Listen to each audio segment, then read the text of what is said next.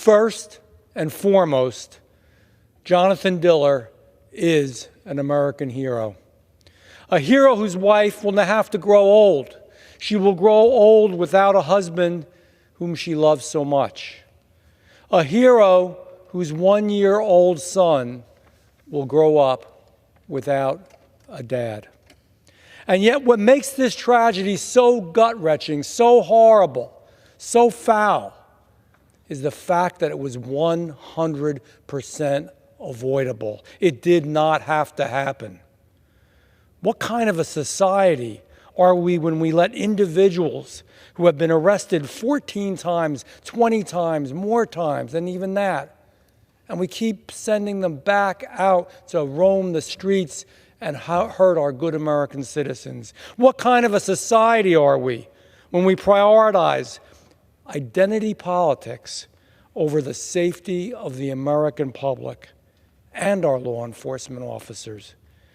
This is a dangerous pattern that we see in New York, but it's all across the country. The left continues to vilify our law enforcement. The left continues to undermine or outright ignore the laws meant to protect our American citizens. The left continues to push weak on crime laws and elect weak on crime district attorneys, and that's where the blame goes.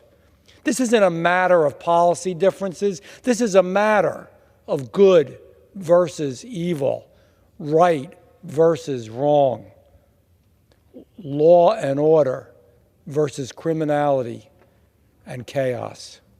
And it cost Jonathan Diller, an American hero serving his community, it cost him his life.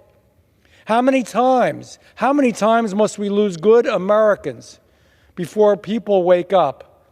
And we must realize that we need to stand up for our law enforcement officers. How many families must suffer a loss and a loved one before we continue to say enough is enough, that this is it, we've had it, this is the time, this is the place? And it has to be more than words. It has to be more than resolutions. It has to be in change. And we need to make that change now.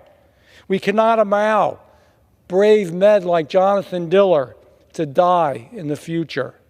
Our police already have one of the hardest jobs that anyone could imagine. We cannot make their lives harder by defunding them. We cannot make their lives harder by demeaning them. We cannot make their lives harder by demonizing them. We can make their lives harder by allowing career criminals to stay out of jail over and over and over again. We are a nation of laws, and we owe a tremendous debt to those men and women who enforce those laws. And we owe it to them. We owe it to them to pass laws that ensure that they are properly funded, and to enforce laws that keep the bad guys off the streets. I thank Officer Diller. I thank him for his brave service.